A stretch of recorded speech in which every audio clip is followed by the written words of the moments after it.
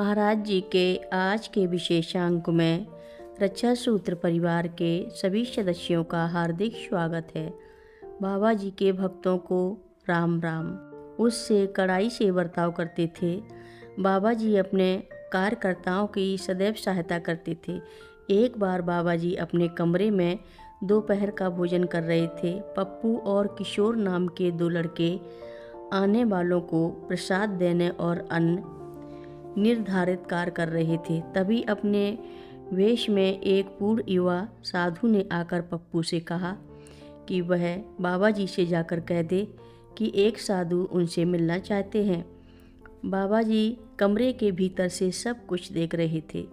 पप्पू ने साधु से कमरे में बैठने और भोजन करने के पश्चात बाबा जी के बाहर आने की प्रतीक्षा करने को कहा। साधु ने इसे उस बालक की असभ्यता और उसके पद की अवहेलना समझा। उन्होंने उसे कुछ डांटा भी।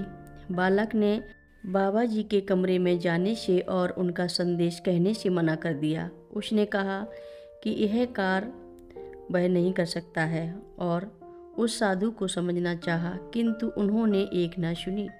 वे बातें करने में व्यस्त थे कि बाबा जी अपने कमरे से बाहर आए। बैठक वाला कमरा खोलने के लिए कहा। जैसे ही वे जाकर कमरे में बैठे, साधु भी कमरे में जाकर फर्श पर बैठ गए।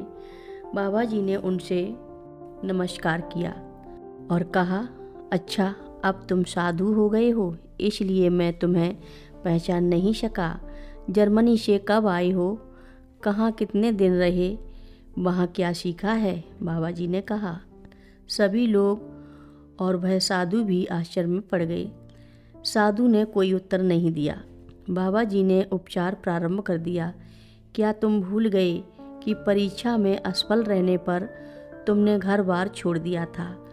तुमने अपनी माँ के बक्से तोड़कर पैसे और जेवरात चुराए थे। क्या तुम भूल गए? किंतु मैं नहीं भूला हूँ। तुम्हारे माँ बाप कितने परेशान थे और तुम्हें खोजने के लिए सब तरफ भटकते रहे। तुमने जर्मनी में भी कुछ नहीं सीखा। तुमने सबको धोखा देना चाहा, किंतु जब धोखाधड़ी से पैसा प्राप्त नहीं हो सका तो तुम्हें लौटना पड़ा। तुमने कब से यह गेरुआ वस्त्र धारण कर लिया है? किसने ये सब तुम्हें दिया है? जब तुम अपने को परिवर्तित नहीं करते तब तक तुम साधु नहीं बन सकते हो। तुम्हें ना तो कोई व्यक्ति और ना ये कपड़े साधु बना सकते हैं। तुम इतने क्रोधित हो गए थे कि अपने कार में लगे हुए बालक से झगड़ने को तैयार थे। अगर मैं बाहर ना आता तो उस बालक ने तुम्हें पीट दिया होता। तुम साधु बन गए, किंतु क्या कोई इसी तरह साधु बनता है? लोग आश्चर्यचकित होकर यह सब देख सुन रहे थे। उन्होंने सबसे अपने काम में लगने को कहा और मुझसे कहा कि इस साधु को ले जाकर भोजन कराओ, क्योंकि अब दोपहर हो गई है और इसने अभी तक भोजन नहीं किया है। इसको अच्छी तरह भोजन कराओ। लड़कों से कह दो कि अतिथियों के साथ झगड़ना नहीं चाहिए। जब दोपहर में ये लड़के आए तब हमारा कर्तव्य था कि हम इन्हें भोजन कराएं और इनकी बातें हमें सुननी चाहिए। साधु अवसाद से भरा था। जब वह आया तो तीखा था, किंतु अब उसे पूरी तरह नंगा कर दिया था।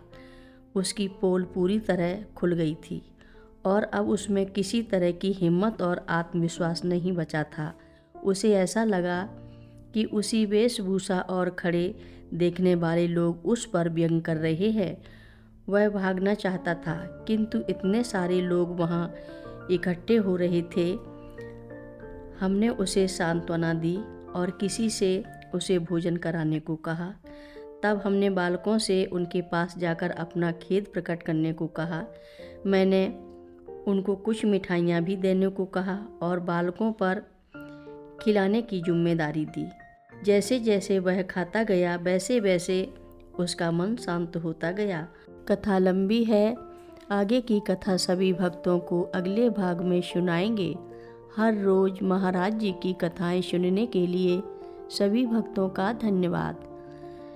सभी भक्त रक्षा सूत्र चैनल को सब्सक्राइब करें, शेयर करें और लाइक करें। घंटी बजाना ना भूलें। कमेंट बॉक्स में लिख भेजें, जय नीव करोरी बाबा जी महाराज। सभी भक्त मिलकर बोलो, नीव करोरी बाबा जी महाराज की जय जय बोलो। सिद्धि माता की जय जय बोलो। जय श्री राम बोलो।